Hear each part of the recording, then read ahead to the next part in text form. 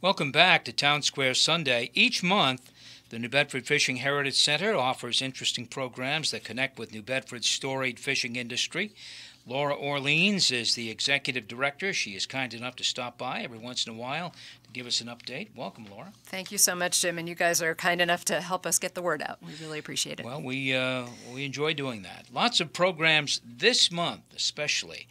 Perhaps the most important is the one that looks at the fishing community of Norway and its connection with New Bedford. Is that right? Yes. So this month we're devoting the entire month, well, most of the month, to programming that highlights that heritage. We are called, after all, the Fishing Heritage Center, and one important piece is where did people come from and what traditions did they bring with them.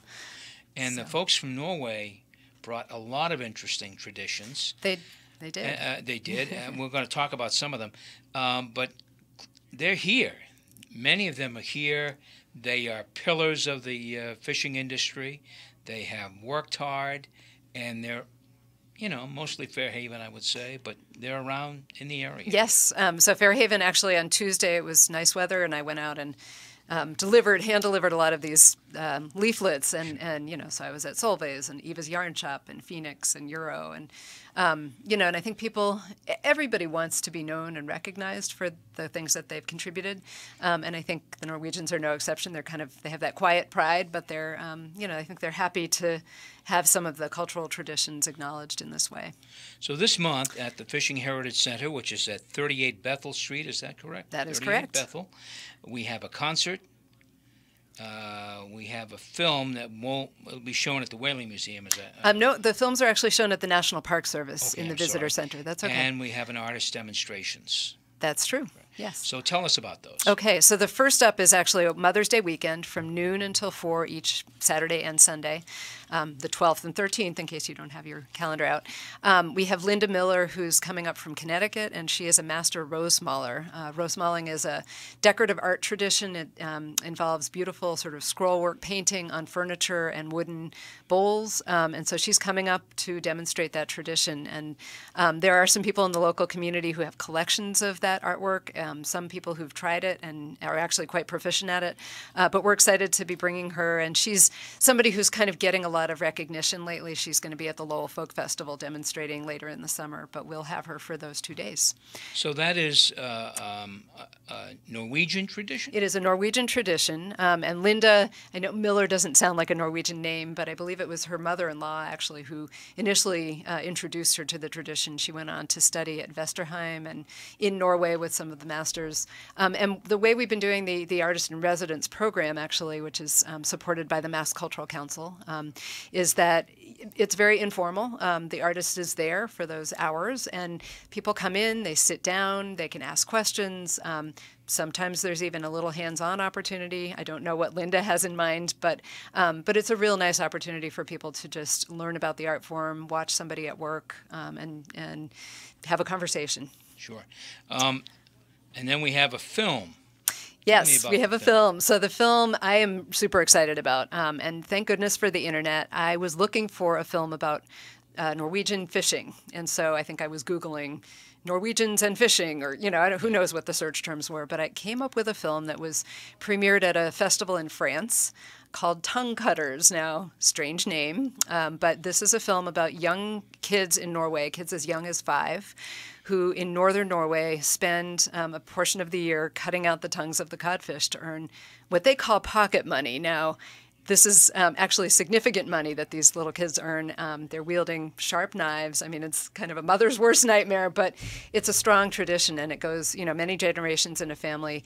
And the kids, it's a wonderful kind of coming-of-age story. So the one 9-year-old boy teaches, I think maybe she's a cousin, I'm not really sure, but she's come up from the south of Norway to learn how to do this and to make some money. At the end of the film, the little boy is, I won't spoil it, but he's able to buy a pretty significant something for himself. And it's lighthearted, it's beautifully shot, heartwarming, lots of old photographs, from the historic days of that tradition. But this is going on, right now in northern Norway, and I just think it'll be a joy. It is subtitled, so You have to bear with that. So for those who speak Norwegian, that might be kind of fun. Very kid-friendly, so I would recommend that the whole family come. We are showing that at the National Park Theater, which is, if you've not been, it's 33 William Street, the little visitor center. It seats 55, so it's a free film. It's first come, first serve. I would recommend getting there early for that one, and that is on Friday, May 18th at 7 p.m. And then we have a concert. So the concert's actually the night before. The concert is on May 17th, and that is, I've always referred to it as Norwegian Independence Day. I guess technically it's Constitution Day. And there is a Norwegian term which I won't try to pronounce. But again, it's an opportunity for the community to kind of show pride. I was really pleased that a lot of people said, oh my gosh, you're doing something on 17th of May? We'll be there. So we have Luana Hjosvold, who is an accordion player and singer, and then Mark Oyn, who is a fiddle player, hardanger fiddle player, which is a specific Norwegian style of fiddling. And the two of them are going to come, and it's part concert, part sort of, not lecture is too strong a word, but they're going to explain a little bit about their instruments and the tradition. There might even be a little bit of traditional Norwegian food to snack on. So that should be a fun evening. Again, that is free, supported again by the Mass Cultural Council, and that begins at 7 p.m. and runs till 8:30 on Thursday, May 17th at the Heritage Center. Laura, you're an observer of the industry, a longtime observer, and you are running the Heritage Center. What do you think the Norwegians who have come here have given to the community? Oh, gosh, so much. So they are certainly associated with the scallop industry, first and foremost. But a lot of Norwegians have also contributed a lot of innovations in the way that gear is produced, in the way that vessels operate. So, names like Didriksen, Bendiksen, Tønnesen, Isaacson, Erlitzen, the SEN, very important. I learned that early on when I first started working with the community. SON is usually Swedish, SEN is Norwegian. But they are, as you said, pillars of the community, mostly based out of the Fairhaven side, and incredibly hardworking, driven, long multi-generational family lines. Some of those families I mentioned. So you have people who are third, fourth, fifth generation. Many of them started out fishing in Norway. Most came from Karmøy, and I can never say that quite the way a Norwegian would, but it's in Western Norway. Some came from, from other areas. A lot of them started out in Brooklyn, New York, and eventually made their way up to New Bedford. And so without the Norwegian community, I don't think the industry would be what it is today. You're listening to Townsquare Sunday. I'm Jim Phillips. My guest is Laura Orleans, director of the New Bedford Fishing Heritage Center. Now, also in the works for May is a live performance that is looks interesting. Got a wonderful brochure to tell us about it, but tell us about Boundless. Absolutely. So Boundless is a play with music based on oral history interviews of fishing families and the fishing communities in Chatham and Provincetown. One of my board members sent me an article in the Cape Cod Times, I think it was, and said, you ought to go check this out. So I went on the very last day. It did a 4-week run in Brewster at the Cape Rep Playhouse. And I didn't know what to expect.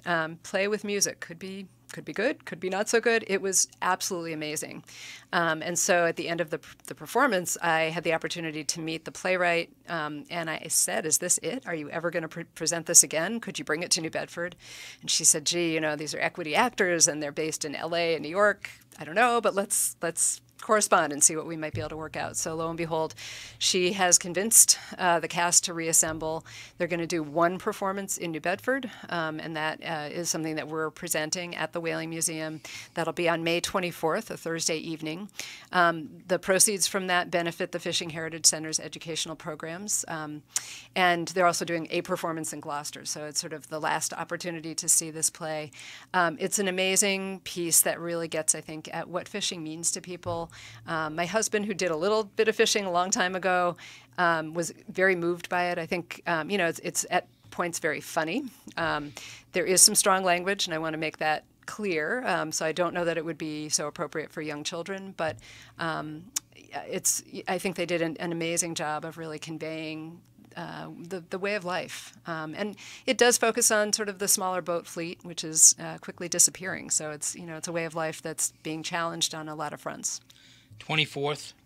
May 24th, there's a reception for ticket holders at the Fishing Heritage Center at 5:30.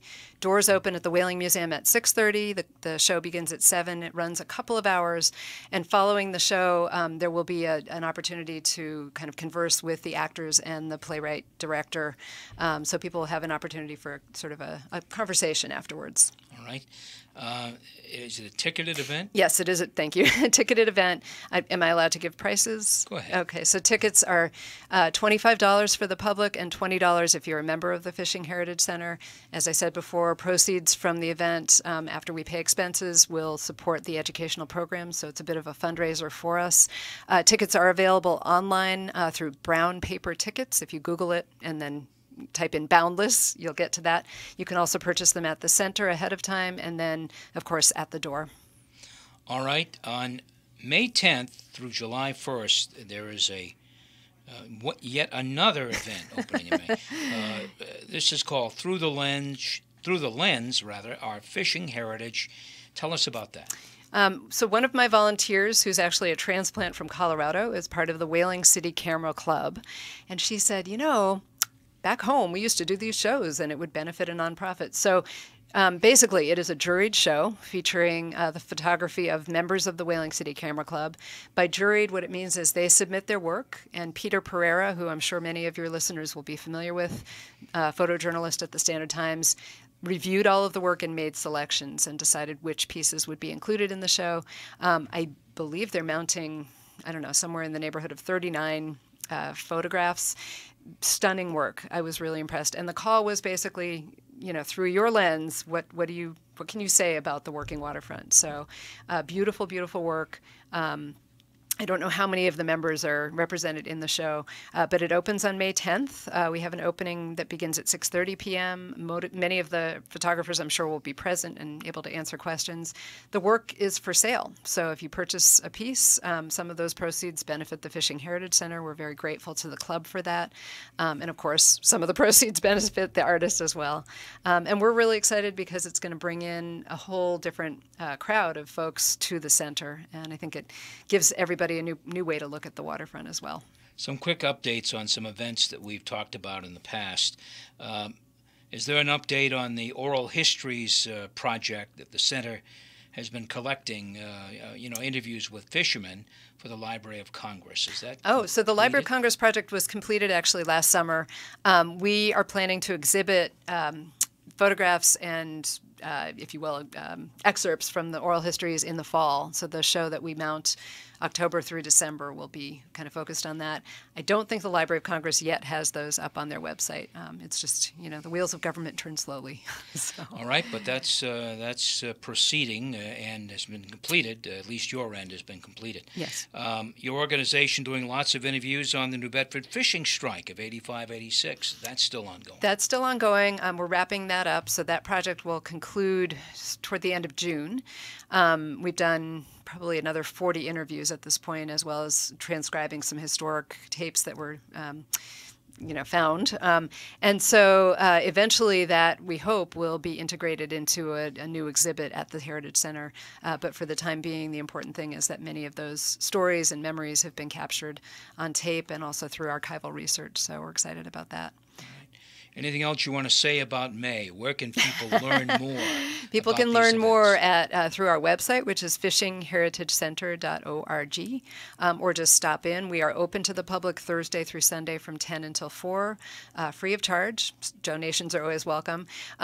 This month, we're actually also welcoming about 1,200 New Bedford school children. So I just left, and we had a couple of groups from the Winslow School, but every fourth grader in the city of New Bedford is coming through to learn a little bit about safety at sea, in a program that's being partially supported by Bay Coast Bank. It's part of a collaborative with the National Park Service.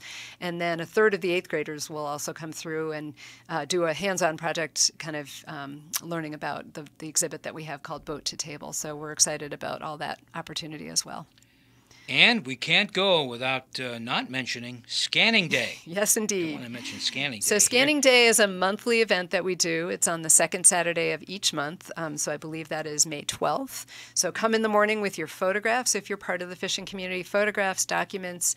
It's an opportunity for you to have your stuff digitized and for us to begin to build a digital archive. And so, we learn about all of the memories that you might have and, who's in that picture, where was it taken, what year, that sort of thing. We have 4 amazing volunteers who are with us every second Saturday of the month for Scanning Day. And again, that becomes part of a growing archive collecting the history of the fishing community.